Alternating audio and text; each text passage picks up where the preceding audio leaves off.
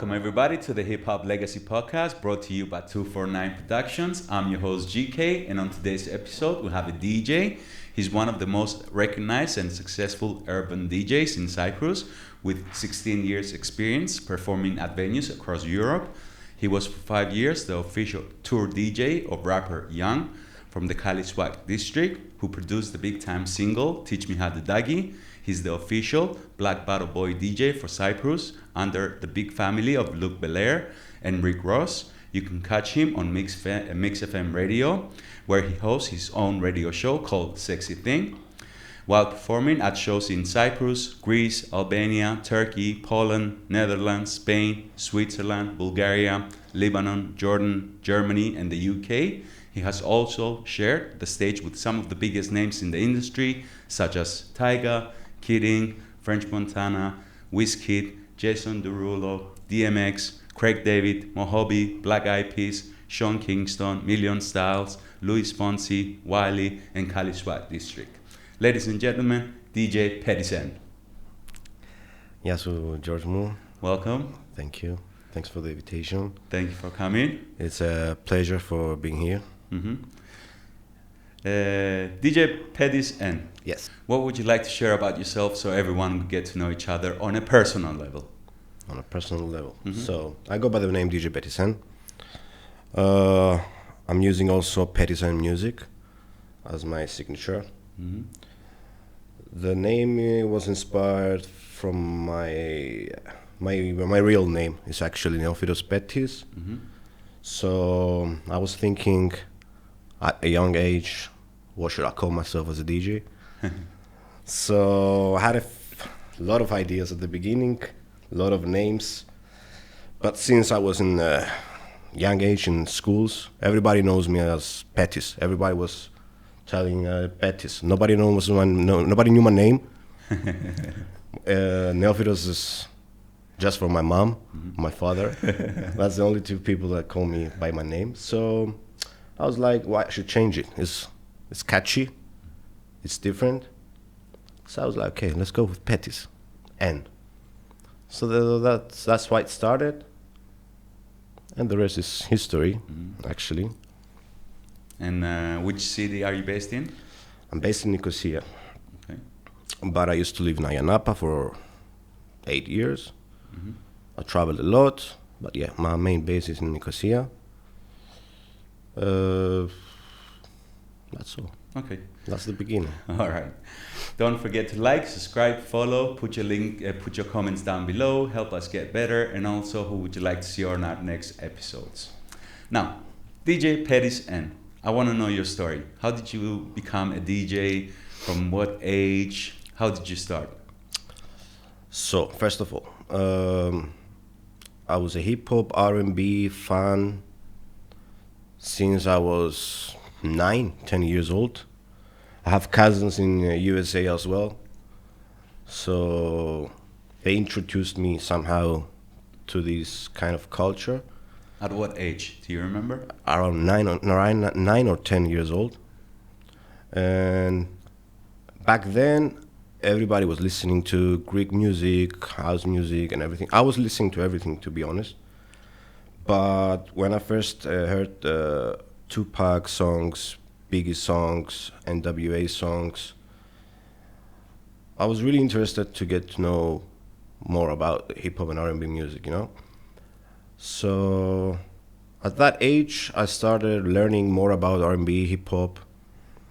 I even had my own radio show when I was 12 years old. 12, yes. I was practicing, actually, with some internet radio. It was a free internet radio where you can have your own radio station. So I started it as a fan, for fun, nothing special. And after 2 or 3 months, I remember, at my school, everybody was waiting for my show at 9 o'clock in the night. Like at the radio, at the internet radio. At the radio, yeah. And I was 12 years old. So it started growing a base. Like I had 20 people at the beginning listening to me. It was easy for you to analyze and see how many people are listening to you and all this stuff. So after 2 months, 50 people. After 3 months, 100 people. And at one time, I couldn't even go outside with my friends because I had to go back home and do my own show where I was just changing music because I had 300-400 people waiting for me. So that's how it started at the beginning. Then I decided to buy my own DJ equipment. Back then, we only had, in 2007, 6, we only have turntables or CD players. That was your only choice. So I had both.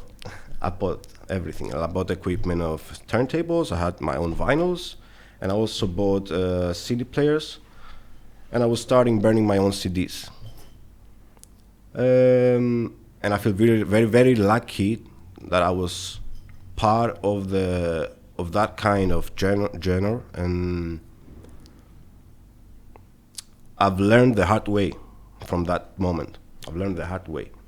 So I was burning CDs, trying to scratch, trying to beat matching by myself without BPMs, without technology, with nothing. So you didn't have anyone mentoring you? You Not learned everything all by yourself? At the beginning, yeah, no one. So I was just practicing. Then my cousin, who used to work in Sigma TV, he was sound engineer and stuff like that. He told me, why don't you start learning the proper way? Because you do the radio show, you learn practicing by yourself, like you can do it like more serious, you know? So I went to a DJ academy in Cyprus. It was, I don't want to mention the name, it was back then the first DJ academy in Cyprus. So I went there, I took my diploma, and I started DJing in small bars, venues by the age of 16. It was illegal. In Nicosia? In Nicosia. Okay. So yeah, I started slowly, having some own gigs, some free gigs at the beginning, some birthday parties of my friends in schools. I was also working in clubs back then as a PR. So I was the only one in high school that it was working in nightclubs. Mm-hmm. Back then.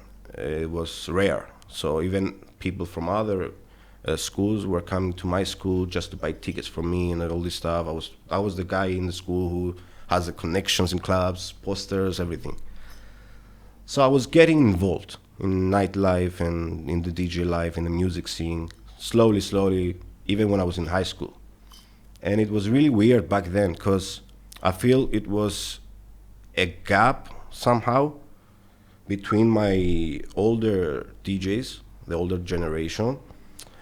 And back then it was very difficult to be DJ by the age of 16. It's not like now that you can start from 15, 16, buying a controller, buying a laptop. And you have the internet as well. Yeah, and it wasn't acceptable back then, even just to go inside the clubs. You know, I remember when I went to Scaraveo, my first gig, I was 17 years old. The lady at the door, she was like, "Where are you going?"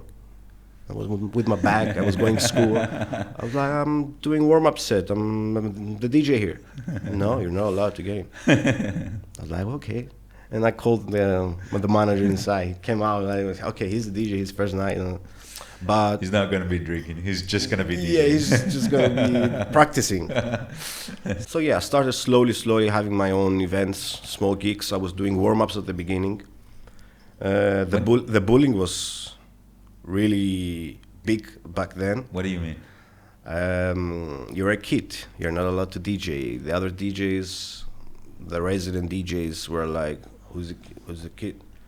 What is he doing here? Like, how do you know how to play? And all this kind of stuff. So it was weird back then.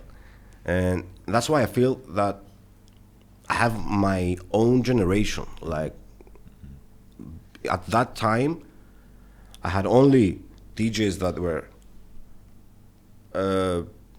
older than me, established DJs.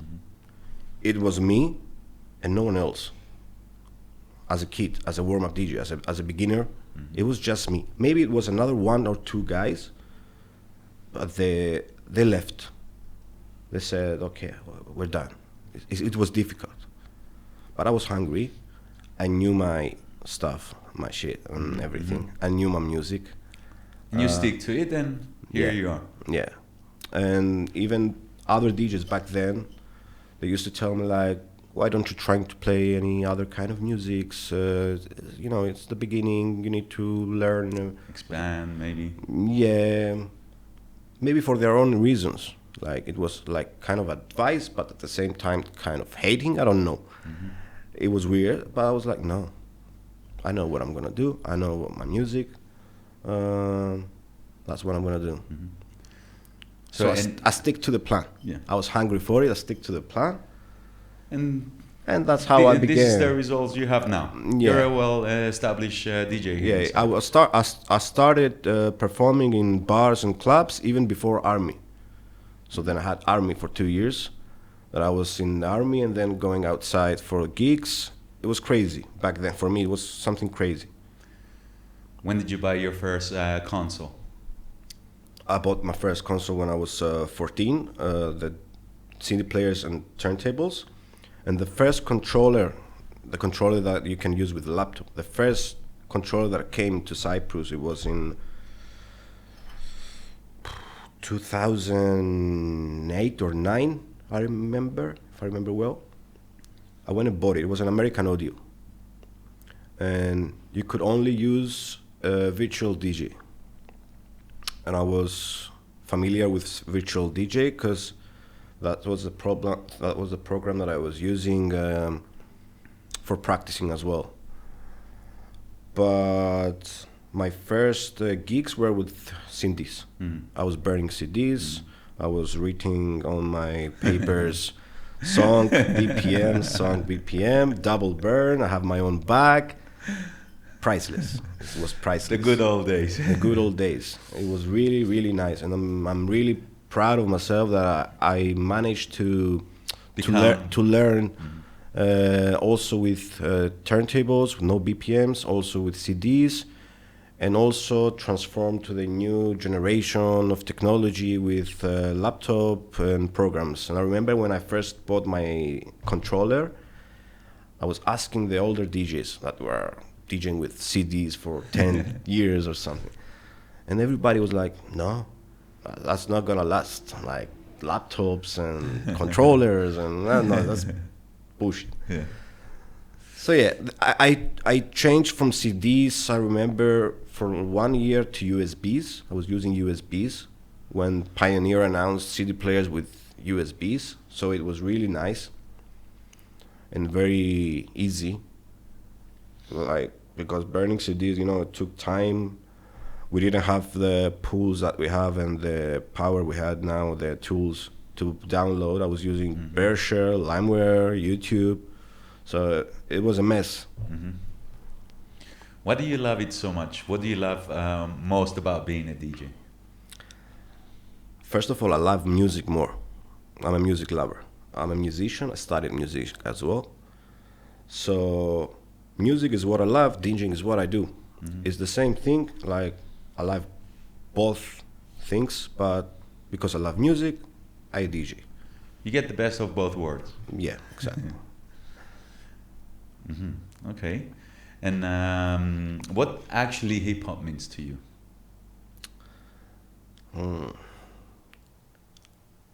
Hip hop means everything for me. For I can sit here and talk to you for 20 minutes about hip hop, but go on. Okay, make it 10. All right. First of all, I fell in love with hip hop, with the culture of hip hop, the dressing of hip hop. Every song has its own meaning, especially the old school hip hop back then, where every song has its own story. And I'm a storyteller, so I love stories as well. Which one is your favorite storyteller? I don't know. Have a look. But sitting down and listening to just a simple beat, all right? That doesn't make any sense. It's just a beat, for especially the old school beats. But on top of that, there is a story every time that makes the beat and the story at the same time something special. it's really powerful, you know. So only with hip hop I felt this kind of connection. Even when I was in school, I was the kid with the baggies, jeans, the oversized T-shirts, the snapbacks, and everybody was laughing at me back then. I was gymnasium, and I was Lyceum, yes, and I was the only one who was dressing like that. And everybody was laughing at me, like, "What do you think? You're a black guy, or you're a rapper, or what do you think?" I was like, "I don't know." I used to get that a lot as well. Yeah, I don't know. That's how I feel. So yeah, and also in Lyceum, I was in second class. I remember. In 2007, 50 Cent announced a concert in Cyprus. I was still in Lyceum, and I remember because in the whole school, the only one who was listening to this kind of music was me and my cousin, and we were in the same class. And I remember we left from school. We left from school in the break. Concert. Yeah, we took a taxi. We went to Play stores to buy a ticket. I was saving money for 1 month. I remember it was £50.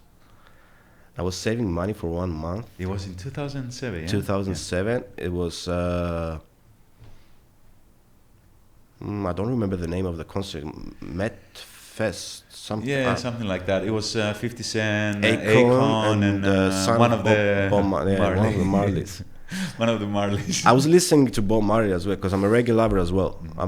I like everything about urban culture and urban music, like R&B, hip hop, a little bit of trap, reggaeton, bashment, dancehall, UK garage. All those stuff are my favorite kind of music. So I remember we left from school. We took a taxi at the break. We went to the Play Store. We bought our tickets. We went to the concert by taxi again.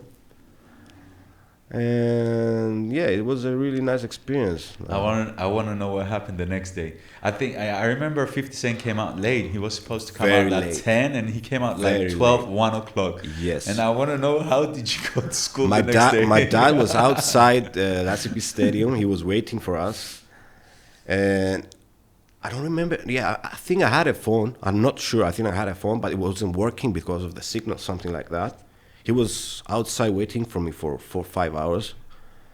He was shouting after that. But anyway, and I remember I went for 50 Cent especially. I remember. I was pissed off he came out so late. Yeah, me too. And 50 Cent is one of my favorite rappers of all time because I grew up with him. Like, I was listening to Tupac, Biggie, NWA, all those old school stuff. But it's different when you... Your generation, it was when 50 Cent was coming out. I was growing up with 50 Cent. Like, I was waiting for his album. I was waiting for the song. When the song was coming out, I was there. Like, it was everywhere. I was listening to everywhere. YouTube. It was a show on TV as well. On Sigma, it was one show with music, something. I don't remember. I never with used video to clips, alive, something. So yeah, it was everywhere. So it was my generation. So I went specifically for 50 Cent. But after the concert, because I was pissed off with 50 Cent, because he came so late, and the show wasn't so great. I agree. I felt in love with Akon. Yeah. Yeah. Even if I wasn't going for Akon that time. And it was before my beginning as a DJ. I was still a student, but I was listening to this kind of music. So Akon inspired me to create my own DJ name. How? I was trying to be different when I was DJing. I was watching all the other DJs, and I was trying to figure out how I would brand myself as a DJ. I had it back in my mind even before I was starting DJing. So, because Akon became my favorite singer from that night. Why? I don't know. The show was crazy. I knew his songs, but I wasn't so excited. You know, I was like, okay, I like Akon, but okay, I prefer 50 Cent. I'm going for 50 Cent. Yeah. But I left the concert, and the next day I was listening to Akon for 3 months, non-stop. All his albums, all his songs. I've learned everything, all the lyrics. I was listening to 50 Cent, of course, but Akon. So when I was thinking how to brand myself as a DJ, and I wanted it to be different, I was like, okay, I'm going to pronounce myself as a DJ Pettis N, but my logo, I will make it stand out, and I will do it Pettis N music, like convict music. So I was thinking, okay, he inspired me to do that. So I was the first who made a logo without the DJ inside it. It was Pettis N music. And the reason was also because I knew I will study music production. After a few years, I will study. I was in front, you know. I was thinking like thinking ahead, 3-4 years ahead. So I was like, okay, I will do Pettis N music. It will stand out. And when I will start producing my own songs after 3, 4, 5 years, if I do so, I will stick to the same logo, to the same brand. So that's how I made my own logo as Pettis N music, and it was a GTA style, urban style text. Also because I was playing GTA and I was listening to the radio on GTA as well. So everything makes sense and connects together. Okay. So that's the beginning. Okay. And talking about 50 Cent and Akon, I want to know your favorite artists and albums, or anything you want to talk about. Okay, I have a lot of favorite artists and a lot of favorite albums. If I had to mention a few, I will start with the first 2 rappers and albums that introduced me to hip hop, which is Biggie and Notorious B.I.G. Life After Death album, of course. Since you like storytelling, check out I Got a Story to Tell by Biggie. Of course. That's I one watched, of my I watched favorite. I was crying at the end of the when I saw the people crying. Are you talking about the movie? Yeah. What are you talking about? The movie? I was talking about the song. There is a song called I Got a Story to Tell. Yeah. That song, when it comes to storytelling, it's one of the best. Yeah, of course. I know the song. It's a really nice song. And also Tupac, All Eyes on Me. Those 2 introduced me to the hip hop culture, and I was learning also about NWA, Wu-Tang Clan, Method Man, Cyprus Hill, and all this kind of stuff. But it was old school for me back then, because they were dead, and that was the beginning for me. Then we go to the next generation, that it was Dr. Dre. Actually, everything that Dr. Dre produced, all the albums that he produced, are my favorite albums. Even from 50 Cent, even from Snoop Dogg and Eminem. He's one of the best producers. Yeah, for me, he's the best. So I like Chronic's album by Dr. Dre. I like the Doggy Style by Snoop Dogg. These are the albums that I was listening to on repeat. Tupac's All Eyes on Me was produced by Dre as well. Yeah.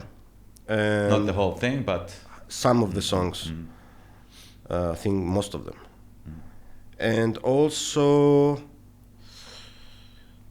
all the albums of 50 Cent, the first 3, Get Rich or Die Trying. I think that's the best one. Massacre was a nice one. Because Get Rich or Die Trying was the first album. It was in 2003. Yeah, that was his first album, but I think he released another album before he got famous. Yeah, he released another 2 albums actually, but that one was the first that it was produced by Dr. Dre and Eminem as well. It was the first album that he was in the label as well, and he exploded. And 2 years later, he comes with the Massacre, which was one of my favorite albums as well from the beginning, and also of course Akon albums, Convict, Freedom, all these albums. He has 3 albums. All these albums, I know all of them. What else? I think that's those are your main ones. Yeah, Snoop Dogg's Doggy Style, and also Eminem's album Marshall Mother is really nice. I think that's my favorite album. Yeah. Also, we also grew up with Eminem back then. I was growing up with, my generation was actually Eminem, 50 Cent, Akon. That's it for me. So yeah, it's different when you grow up with them. It's your generation actually, it's different. Since you open up for so many acts and you work with so many DJs and artists, I want to know, and I want you to share your experiences watching people live. You already told us about Akon and 50 Cent. I want you to tell us, give your experiences with the other rappers, DJs that you work with. First of all, I wasn't expecting to DJ with any of those artists. My goal when I started DJing was to perform around in front of 1,000 people at the beginning. So when I finished Army, I started studying music, all right? And I also went to Mix FM radio to had a chance to have my own radio show. So I started, it was difficult back then to get inside Mix FM radio, but they chose me. They had to choose 2-3 people anyway, and I started on the radio. Then I started my biggest events. I went to Nuovo Fridays, I went to Scorpios Wednesdays, then established R&B clubs. And also I was performing in other cities at the beginning. After 1 or 2 years after I was performing at Nuovo Fridays, the management changed, and the manager of the new brand was called Candy back then. He offered me to become a member in an agency company. But before that, I want to mention my mentor and my teacher as a DJ, because I was learning by myself. But before I went to, when I told you I went to Scaraveo, it was a DJ who heard me in a small bar in Nicosia. He was there drinking before his perform. He was DJ Street. And he asked about my contacts and everything while I was playing. He was like, you have a future, I want to teach you, I want to show you some stuff. He helped me a lot.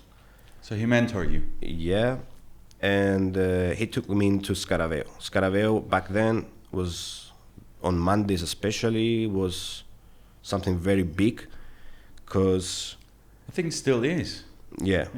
It's still going, right? Yeah, and it's going well. Back then, when you was DJing at Scaraveo, you know, all the clubs in Nicosia, they had meetings for the staff and payments and everything on Mondays. All the managers, owners, PRs, everyone was having meetings on Mondays. So after the meetings, everyone was going to Scaraveo for a drink. So I took the chance by DJing there, because I knew the crowd is important crowd. Club owners, managers from 30, 35 clubs, bars and everything. It was going to help you establish your fan base. Yeah, so it was important for me. And that's when it started. I started getting attention from club owners and everything. So while I was DJing at Scaraveo on Mondays, at the beginning warm-up, then I took my own nights. One guy came from the crowd and was like, I'm the manager of club Nuovo, Candy and all this stuff, and I want you to come and start warming up for me at the club. And I was like, okay, let's go. So I started my first year doing warm-ups, and the second year I was the resident DJ. I was DJing there for 4 years before it shut that down. What was that? I was DJing for 4 years, and then it shut down. Yeah, what was that? The party? Was that the Candy thing? Yeah, it was Candy Nuovo and then Candy. Oh, okay. It changed 1-2 names. So I was DJing there, and this guy who took me at the Nuovo, he was the manager of the club. He signed by himself in a big agency company. He was starting promoting big events, in international events and artists, and he was started working with artists. And he offered me, after 2-3 years of working together as his resident DJ, he offered me to become a member at the agency company. It was back in 2000. I don't remember. 2000 something. 2000 something. Yeah, go on. So we signed a contract that I will start performing with artists in Cyprus and in general in maybe other countries. So that's the beginning of the story with the artists. This guy, Chris, big respect to Chris, he took my brand as a DJ, he took my talent and everything, and he pushed me to something like paradise, and I don't know how to explain it, but it was something magical for me back then. So I started DJing with different rappers. All the rappers that were coming as a concert in Cyprus, I was 100% on the lineup for the opening act at the beginning. We did a few shows in Greece. We did a few shows in Turkey, in Albania at the beginning. And for me, it was something special because I started with the goal to DJ in front of 1,000 people. And after 3 years, I was DJing at Nova Fridays in front of 1,000 people. And now you're overseas. Yeah, and then I was traveling once every 2 months for DJ gigs and everything. So yeah, I was building my own CV. He was pushing me as well. It was a win-win anyway. I was his DJ. It was a win-win situation. You was helping out each other. Yeah, with the contract as well, everything properly. I also started learning about what is a CV, what is a writer, how you need to react when they book you. I wasn't booking by myself the events. I had the manager making the bookings. So everything was getting more serious. And how about the experiences working with all these people, all the artists? You work with big names, so we're talking about Tyga, Kingston, Cali Swag District. Yeah. We're talking about superstars. Superstars, yeah, they are superstars. How's your experiences working with these people? Did you get to meet any of these people? Most of them, yes. Some of them, no. Especially at the beginning, I was shy. I was a kid. I was just doing the opening sets. And after I got some more trust about my performances and everything from my manager and everything, I started performing with them on the stage, like doing their own sets with paper and notes. Like you change the song here, you use these effects here. It was challenging. It was really, really hard. You was becoming a professional. Yeah. But I was ready for it. I was hungry. I knew I can do this. So after doing 1 or 2 or 3 shows, then I was really comfortable with it. You build up your confidence, and you was ready to do whatever. And you need to live these moments to understand how difficult it is and how experienced you get by not just DJing in a bar or a club.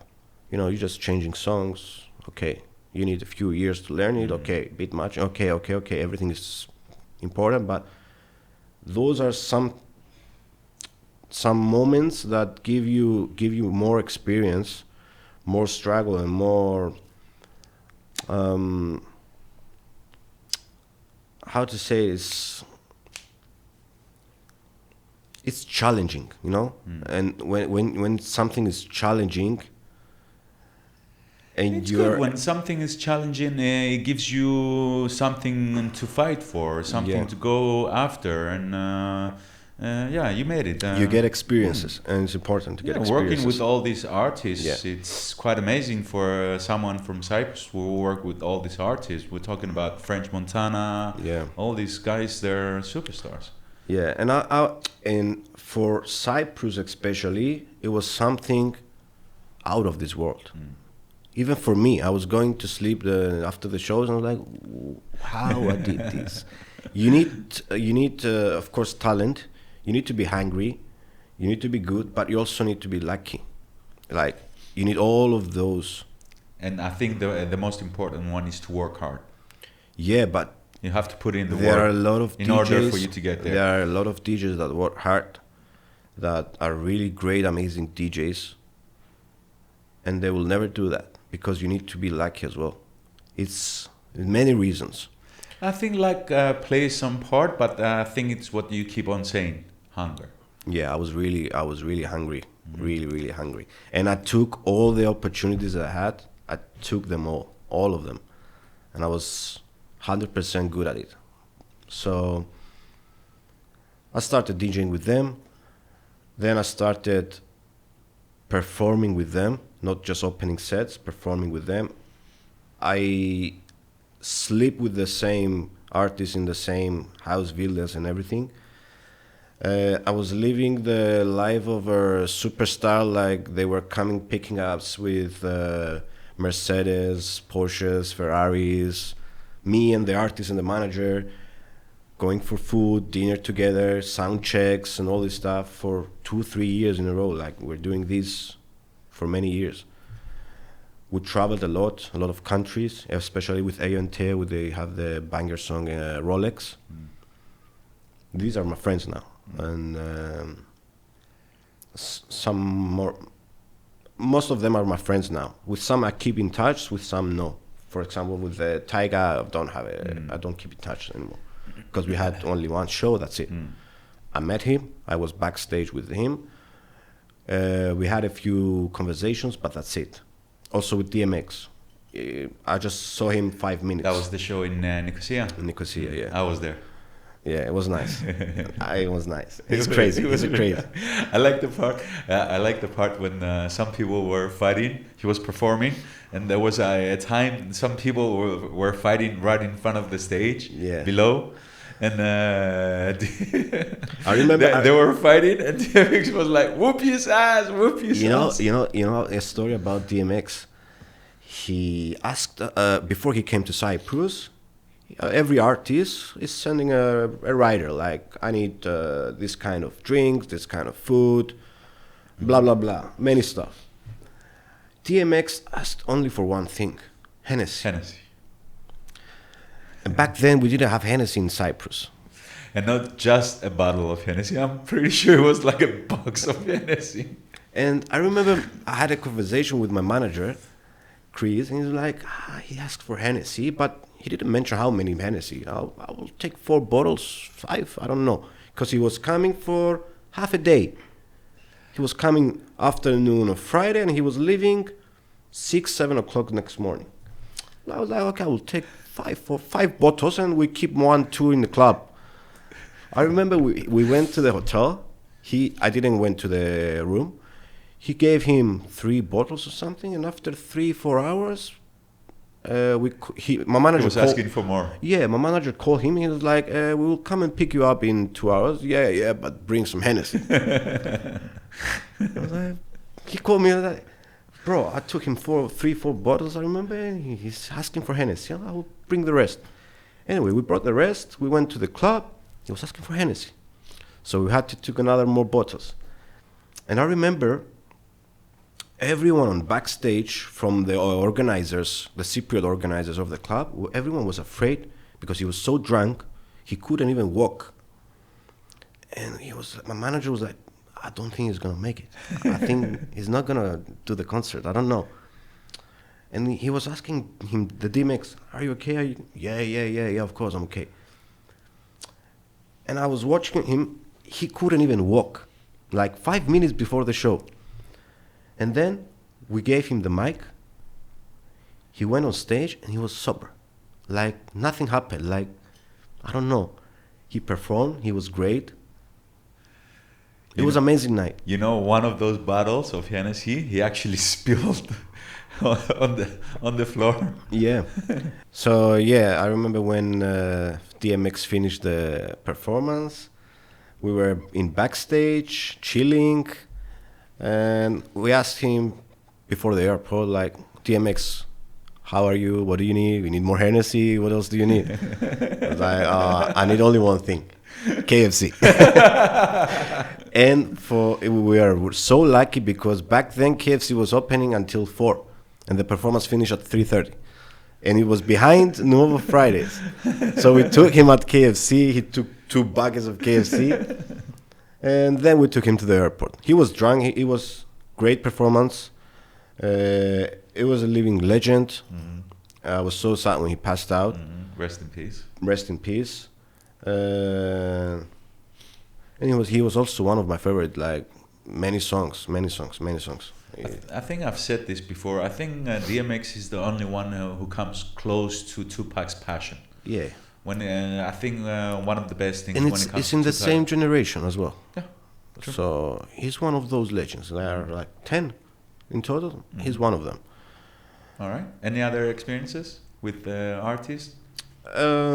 I became the official tour DJ of Young, which is he's a group member of Cali Swag District. He's one of the 3 guys. The other 2 passed away. So The other 2 passed away. Yeah, they passed away. And I think I remember one of them passing away. No, I think it was around the time when Teach Me How to Dougie came out. After some time, he passed away. Yeah. But another one passed away. If I'm not mistaken, there are 2. I'm not sure if it was 1, but I think 2. And also, my mentor pushed me to become, for the first time in Cyprus history, a DJ, a Cypriot DJ, to become a DJ, official DJ of an American rapper. Even if it wasn't the biggest name. Doesn't matter. It doesn't matter, but he had one of the biggest hits in the R&B and hip-hop history. Like, it was, I don't remember, 2 times certified. It was for many weeks in the #1 billboards. It was the big hit. Like, I think nobody doesn't know Teach Me How to Dougie. Like, it was biggest hit. So we performed with him. I met him. We performed in Nuovo. We performed in... I think he did one show in Limassol. I think I went and we me and my did friends Limassol. We did. I brought him also for Scaraveo in Nicosia again, downtown. We went to Athens together and staying on the same hotel, touring together. And you did that for 5 years, working with him, being his. Yes, we went to Mykonos as well. A lot of stories with him. Great guy. Do you want to share some of them? Oh, at least one of them. Come on, the people want to know. There was a nice after party in Mykonos, to be honest. There was like a video clip. Okay. It was one of the moments I won't forget in my life. Yeah. We had a great time. Okay, you don't want to. Yeah, we had great times. Yeah, he's my brother now. We keep in touch, calling each other, video callings and everything. He's checking me out. Like, it's important for me that he's still checking me out. Like, sometimes, bro, how you doing? He's replying on my stories and everything. We need to catch up. We still keep in touch. Also with Ayo and Teo, we had a lot of performances together, like 4 or 5 times in also Athens, in Cyprus. And these guys are also like my brothers. They have the big single Rolex. And I remember one time they came to Cyprus to perform in North Cyprus, all right? And I wasn't on the papers because it's North Cyprus. It's like a different country and I don't want to do occupied site. I just want to occupied site, yeah. So the guys come, they see the DJs, the papers and everything. It's not me on the papers because, you know, Cyprus, it's me. Because they came 2-3 times and I was performing with them. Also, we did shows in Athens as well, and Lohan. And we became really close, like friends. I was sitting in Naya Napa back then, chilling on the couch, video call, Ayo and Teo. I was like, what's happening? And I was with my friend Delor. Back then, we used to live together. Delor? Yeah. With Stefanos, yeah. And I was like, bro, Ayo and Teo are calling me. Answer. I'm answering the video call. Where are you, bro? We're in Cyprus. Like, guys, yes, you're in Cyprus, but you're in the occupied side. I was trying to explain them, like, it's, you know, I'm not allowed to come even there. I don't have license, and we need insurance to come here. We don't care. We want you here. We want you to come and be the DJ with us. I was like, guys, I cannot. Even if I had many offers to work in the north side, but I never accepted. So I was like, I cannot do it, but I will come and see you. Like, I will go for my first time, I will do insurance, and I will come and see you because you asked for it. I was Because like, okay. he's your friend, Yeah. friend, and you respect him. Yeah, and it was the only reason to go and visit the north side. So I went. I went to the hotel. They gave me all the instructions. They speak to the securities there and everything. I went. I was also invited to the club with them, backstage in sofas with drinks and everything, like chilling together. I stayed the night as well at the hotel with them. I was sleeping on the sofa, the other one on the bed, and the other guy on the floor, because the little Can't one. imagine. Yeah, but it was a great time. And it was really respectful and something important for me that they called me, like, bro, listen, we're in Cyprus, we want you here with us. Shows respect and appreciation. Yeah, and we're talking about the guys that they have 2-3 million followers and the biggest R&B hit in YouTube history with Rolex. It was the biggest hit ever. So, yeah, it was something great again. And also, what else? What other stories I can tell? One really nice story was when I was DJing at Zoo Club with DJ Motivated. Was the creator, founder, and the DJ of Black Eyed Peas. I remember he came to Cyprus, and I was doing the opening set, and then he was going to be the DJ for the main set. I was DJing with turntables, and he asked for CD players. So 2 different kind of equipment, and one of the 2 CD players wasn't working when he tried to perform. And he was shocked, like, what are we gonna do? I cannot play with one CD player and I cannot play with turntables. It's a different kind of equipment. Everybody was, I was continuing DJing, by the way, and he was discussing with the manager, what are we gonna do? What are we gonna do? How can I perform? We can't find another CD player. It was 3 o'clock in the night, midnight. Why they didn't discuss this before?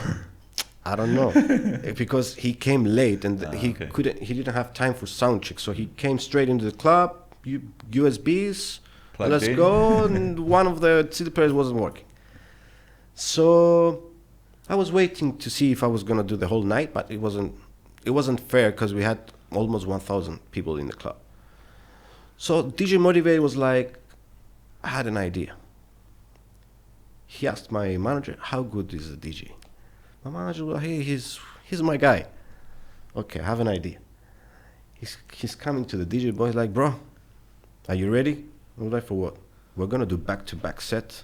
You're gonna use the one turntable, and I'm gonna use one CD player, but we have to do a really nice program, like smooth club program, like no warm-up songs with main set songs and everything. No, we need to do it Proper smooth, set. Are you able to do back-to-back, like one song me, one song you? I play one, you play one. We're mixing together, we do the whole night, 2 hours. I was like, let's go. It was my chance. It was another challenge. I was like hungry. Was that the first time you were doing anything like that? Yeah. Okay. And especially with someone like him, I had to prove myself. Like, I'm at that level that I can do it. You had something to show. Yeah, and it was difficult, you know, because I didn't know what was his next song. And he didn't know what was my next song. And the pressure as well. And in front of 1,000 people, back to back, different equipment. So yeah, we started. We did an amazing show, like crazy show. And at the end of the night, he was like, I'm leaving tomorrow. And I want you to be the resident DJ of my club in LA. I'm opening a new club. And you have to decide tonight, and you're leaving tomorrow with me. My legs were shaking. I was a kid. I was 23, 24. And I had to decide. Why are you still here? You should have gone. Yeah, anyway. Everybody says the same thing. But I was so happy with my life. I was so grateful for what was happening. The recognition, the love. I had my own radio show. I was traveling. I was studying as well. I was making money from something that I love. My life was perfect. I was living in Ayanapa. I was living in Nicosia as well. I had an apartment there and my house here. I had a relationship back then. I had my dog, my family. Everything was great. And you were young as well. And I was it's not young. the same thing, having the same mindset as we do now. Yeah. As we are older, Yeah. we get wiser, and we can see things And I was different. successful, you know? Yeah. I was successful. If I wasn't successful, But straight if away. you wasn't successful, you wasn't going to be that good, then he wasn't True. going to take you. So I think the best decision was to stay and continue what I was doing because I was doing it well. So I stayed. Okay. What about your partnership with Rick Ross? You had some partnership with Rick Ross and Shout out to Miltos as well, the owner of Belair in Cyprus. shout out to Milton. Milton, we love you. We love you. So in 2017 or 18, Belair started to becoming branded in Europe and everything. So he was starting to choosing 1 or 2 DJs per country to become the official Belair DJs. When I saw this happening in USA, I went to Miltos. I had a gig in Tees back then. I went to Miltos, bro, if they ask you for DJ, count me in. It's like, okay, yes, you're not the first guy who was telling me this. I have a lot of DJs, and I wasn't even a resident back then at Tees because he had also resident DJs. I was just like a guest DJ there.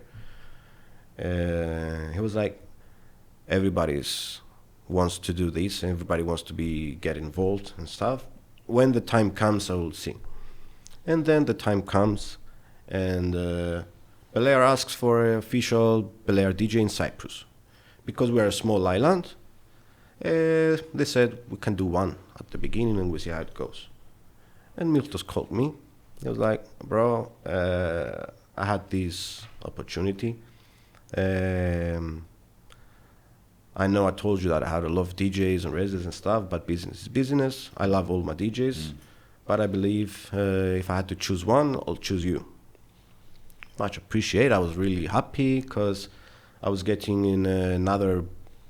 I was getting involved in another new era with Rick Ross, Belair. I was getting every month merchandise, free bottles.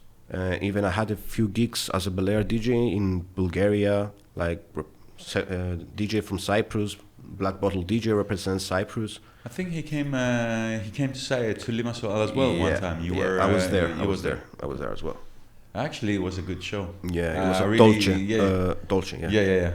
It was actually quite a good show. I enjoyed it was really Rick nice. Ross, yeah. He did like an hour and a half set, and it was like on point. Yeah. I really enjoyed his show. So yeah, I had the opportunity to become the Black Bottle boy for Cyprus. The only one DJ in Cyprus who could be the official Black Bottle DJ. We did a lot of collaborations and everything, but everything stopped during COVID. Because actually everything stopped during COVID for me. Even the tours with rappers and everything became so cold at that moment. Did you get to meet Rick Ross? No. No. But I have a video of him because he was promoting all the Black Bottle DJs. Let's say that he has 20, 30 DJs in the whole world. And he took a time and made a video for all of us. Like, yo, I'm Rick Ross, I'm shouting to my official DJ in Cyprus, Pettis N. And I posted the video as well, and the reactions were crazy because it's Rick Ross, like, it's recognized as well. So, yeah. Okay. Another big achievement for me. Like, I wasn't expecting that. Nice. That's very nice. It's very nice. And what about music-wise? When it comes to the old school versus new school debate, I want your opinion. There's no debate. There's no. It's the debate. Yeah, it's but happening. It's also about what do you like? What's your preference? Of course, I like old school. And when I say old school, I mean end of 80s. I like 90s and zeros. That's my favorite. That's my favorite era, to be honest. There are also some good artists and singles, also, of course, from the new generation as well. I respect the new generation, the new school, and everything. I respect everything. I don't. about I don't music. like. I don't like everything, but I respect everything. Yeah, same for me. Because I remember when I was DJing back then. If let's say 100 songs a month came out, I could easily play 99 of them. Now 100 songs are coming out. I can play one. It's too much. Yeah. The quality of the It's lyrics. what I always say. It's what I always say now. It's all about quantity nowadays and not Yeah. about quality. I remember back in the days, it used to take like a whole year to just listen one song from an artist. Now it's like you get like 10 songs a day. And that's the reason that why we are still listening to the old school, because it's a quality music, quality lyrics, quality sounds, nice stories. Now even a song, if it's a hit, you can listen to it 2-3 months. After a year, it dies. Why? And I think you're being too generous, and when you're Yeah. saying a whole year, because Yeah. some songs after a couple of months they just disappear. The only artists that I really liked from the new generation, and when I say new generation, I mean the last 5-6 years, the newest generation, it was Pop Smoke. Pop Smoke was really nice rapper. He was inspired. He mentioned that as well. He was inspired, and his idol was 50 Cent. Even if you listen to some of his tracks, he's mentioning some words or phrases from 50 Cent's songs, like, for example, When It Rains, It Pours, at his big hit, Dior. And also, he wasn't afraid to say that, my idol is 50 Cent, I'm inspired by 50 Cent. And his voice also, he was kind of, I don't know, it reminds me of 50 Cent in some tracks. Okay. So, yeah, I really like Pop Smoke. Rest in peace as well. Peace, yeah. What I don't like, no, wrong. There's nothing I don't like about Pop Smoke. What makes me sad is that he actually kind of snitched on himself and we lost him. Internet. That's the sad thing about Pop Smoke. I think internet kills everything. And in general and in real life now. I think, yeah. And when it comes to hip-hop, hip-hop. It's got too many subcategories. You have your club bangers, you have your conscious hip-hop, you have your gangster rap, you have your G-funk. There are too many subcategories. What I want to know is which one is your favorite and what kind of hip-hop you like to listen to. I like all of them, but what I really like to listen by myself in my house, in my car, depends. Because Pettis is like Eminem. It's Pettis and Slim Shady. Sometimes I wake up and I like to listen to R&B love songs, and sometimes I wake up and I want to listen to underground hip hop. I like G-funk. I like the melodies and the sounds of G-funk. And I also like gangster rap. Those two categories are my favorite. I like those two. And what about the current state of hip hop? How do you feel about that? Come on. Okay, I'm not happy about the current state of hip hop. Like most of my guests, everyone says the same thing. I think there's no more hip hop anyway. Even if I disagree with you on that. Why? You just need to dig deeper. Hip hop was, is, and will always be there. Like every kind of music, you have your good, your bad, and your ugly. And I think now, because of the internet and everybody's got the chance to do whatever. Back in the day, rappers, you have to have the skills. You had to have the street rap. You had to have a lot of things to become a rapper. If you wasn't good back in the day, you wasn't gonna be accepted into the rap world. Yeah. You understand? Nowadays, it's like you have the internet. Anyone can make a song. They make like 5-10 songs every day, and they publish it every day. TikTok, social, Instagram. It's like maybe what I was trying to say is like I can't find hip hop like it used to be. Like what I That's true, what I knew that is hip hop. Like what it's in my mind as a hip hop, and what I was used to listen to as a hip hop, I cannot find it anymore. I cannot feel it anymore like that. You're like Nas when he came out with the album Hip Hop Is Dead. Exactly. I don't think it's hip hop is dead, but it's not the same. All right. It's different now. And what about the future? What do you believe is the future of hip hop? I don't know. How do you think things will go in regards to hip hop? How do I think they will go? How do I want them to go? Because Both. how it looks like going, I don't think new generation appreciates the old school hip hop. So that's why hip hop is changing. Some they say that it's evolving. Some they say it's trash. I don't know. Music is music, no matter what. That's true. I don't like it because I don't like it. I know I've learned a different kind of hip hop in my mind, in my ideas as well. The new generation loves the new hip hop and trap and all those kind of songs. I don't understand them. They are good tracks, as I said, but I don't know. At the end of the day, I think it comes down to personal preference. We're not saying anything bad about anything or anyone. Yeah, at the end of the day, it comes down I to even personal play preference. new school music. I like play some it. of the new school. Me too, me too. But I'm pretty sure you saw me at your parties dancing all night long, so... yeah, but There's your if I had proof. to choose, yeah, it's definitely old school hip hop and R&B. Definitely. DJ Pettis N, George. before we wrap things up, is there anything you want to share before we go? Any shout outs to friends, mentors, people you work with, anyone? I want to shout out to all of the people who helped me and supported me, all of my friends and fans and club owners, managers, everyone who was involved during these 17 years of career.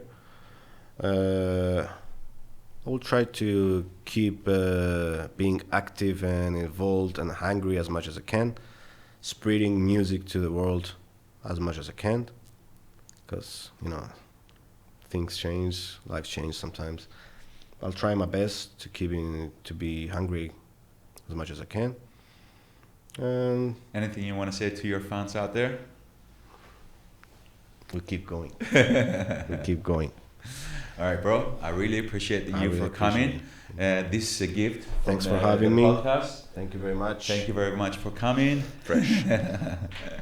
Appreciate you. Thanks for coming. Thank you very much for coming. I really appreciate you. And we'll keep in touch. We'll keep in touch. Take care. And I want to wish you all the best in your personal and your business career. I appreciate you. Thanks a lot. Thank you. Don't forget to like, subscribe, follow, put your comments down below. Help us get better. And also, who would you like to see on our next episodes? Thank you very much for watching. Take care. Peace.